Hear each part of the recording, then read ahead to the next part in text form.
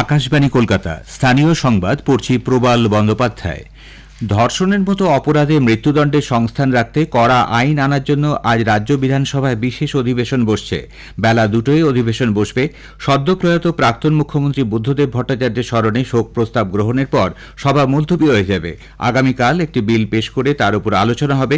অধ্যক্ষ বিমান বন্দ্যোপাধ্যায় জানিয়েছেন, শাসক ও বিরোধী উভয় পক্ষের জন্যই আলোচনার সময় বরাদ্দ করা হয়েছে। পরিষদীয় মন্ত্রী শোভনদেব চট্টোপাধ্যায় বলেন, আজ দুপুর 1টা নাগাদ কার্য উপদেষ্টা কমিটির বৈঠক বসেছে। ওই বৈঠকে চূড়ান্ত করা হবে কর্মসূচি। এরপর তা সরকারিভাবে ঘোষণা করা হবে। মুখ্যমন্ত্রী মমতা ব্যানার্জিও এই আলোচনায় অংশ নেবেন বলে জানা গেছে। তবে বিজেপি বিলটি সমর্থন করবে কিনা বা আলোচনায় অংশ নেবে কিনা তা নিয়ে এখনো কোনো সিদ্ধান্ত হয়নি বলে দলের মুখ্য সচেতক শঙ্কর ঘোষ জানিয়েছেন। আরজিকর কাণ্ডে কলকাতা পুলিশ কমিশনার বিনীত গোয়েলের পদত্যাগের দাবিতে আজ লালবাজার অভিযানের ডাক দিয়েছেন জুনিয়র চিকিৎসকরা। কলেজ স্কোয়ার থেকে দুপুর 2টোয় মিছিল শুরু হয়ে যাবে লালবাজার পর্যন্ত।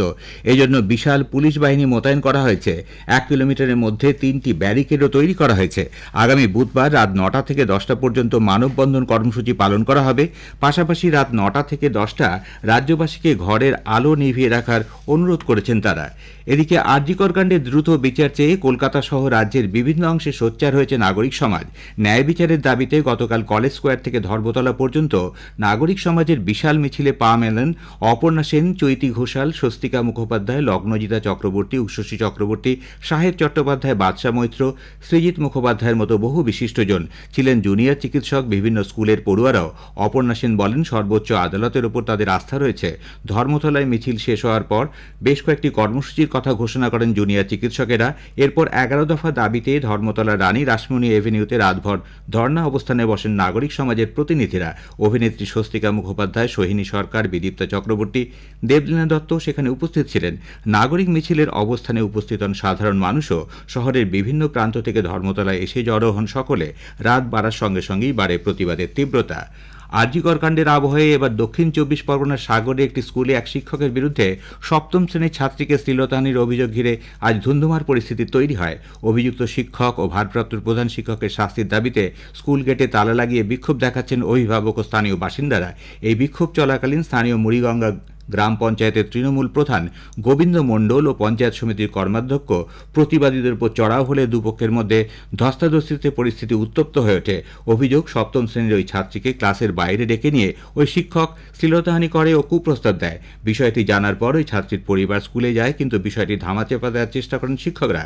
থানায় অভিযোগ জানাতেও বারণ করে বলে অভিযোগ। এখনও স্কুল কর্তৃপক্ষের কোনো বক্তব্য পাওয়া যায়নি। বিক্ষোভের দরুন ছাত্রছাত্রী ও শিক্ষকরা স্কুলে ঢুকতে পারেননি। পুরুলিয়া মেডিকেল কলেজ হাসপাতালে এক মহিলা ওয়ার্ড গার্লকে শ্লীলতাহানির অভিযোগ উঠেছে। গ্রেপ্তার মেডিকেল কলেজের এক ওয়ার্ড বয়। আজ ধৃত ওয়ার্ড বয়কে আদালতে তুলবে পুলিশ। তার নাম রামপদ মাহাতো বলে জানা গেছে। মেডিকেল কলেজের চেস ডিপার্টমেন্ট এক জুনিয়র ওয়ার্ড গার্লকে গতকাল এই ওয়ার্ড বয় শ্লীলতাহানি করে বলে অভিযোগ। পুলিশে লিখিত অভিযোগ করেন মেডিকেল কলেজ কর্তৃপক্ষ। আরজিকর মেডিকেল কলেজ হাসপাতালে তরুণী চিকিৎসককে ধর্ষণ ও হত্যার ঘটনার প্রতিবাদে বিজেপির বর্ধমান সাংগঠনিক জেলার পক্ষ থেকে আজ জেলাশাসক অফিস ঘেরাও কর্মসূচি নেওয়া হয়। স্টেশন থেকে মিছিল করে দলের জেলা সভাপতি অভিজিৎ তার নেতৃত্বে কর্মী সমর্থকরা কার্জন গেটের অভিমুখে রওনা হন। বিক্ষোভকারীরা কার্জন গেটে এসে প্রথমে ব্যারিকেড ভেঙে ফেলে দ্বিতীয় ব্যারিকেডের সামনে জড়ো হন। চলতে থাকে স্লোগান। পরে দলের 2 জেলা সভাপতি সহ 7 জনের প্রতিনিধি দল জেলাশাসক রাধিকা আইয়ারের কাছে ডেপুটেশন দেন। আরজিকর হাসপাতালে চিকিৎসক পড়ুয়ার ধর্ষণ ও খুনের প্রেক্ষিতে কল্যাণী জেএনএম হাসপাতালে কঠোর নিরাপত্তার জন্য মহিলা নিরাপত্তা রক্ষী সহ 650 ক্লোজ সার্কিট ক্যামেরা বসানোর আবেদন জানিয়েছে হাসপাতাল কর্তৃপক্ষ। স্বাস্থ্য দপ্তরের পক্ষ থেকে কল্যাণী জেএনএম মেডিকেল কলেজ ও হাসপাতালের কাছে পরিকাঠামো উন্নয়নের জন্য কী কী প্রয়োজন তার তালিকা চাওয়া হলে তারা জানান অন্তত 25 জন মহিলা রক্ষী সহ 75 জন নিরাপত্তা রক্ষীর প্রয়োজন। এদিকে আজ ফের সিবিআইয়ের তরফে প্রাক্তন অধ্যক্ষ সন্দীপ ঘোষ সিজিও কমপ্লেক্সে হাজিরা দিয়েছেন। সকাল 10টা 40 নাগাদ সন্দীপকে সিবিআই দপ্তরে নিয়ে যাওয়া হয়। আজ নিয়ে 15 দিন সিবিআই থেকে জেরা করছে।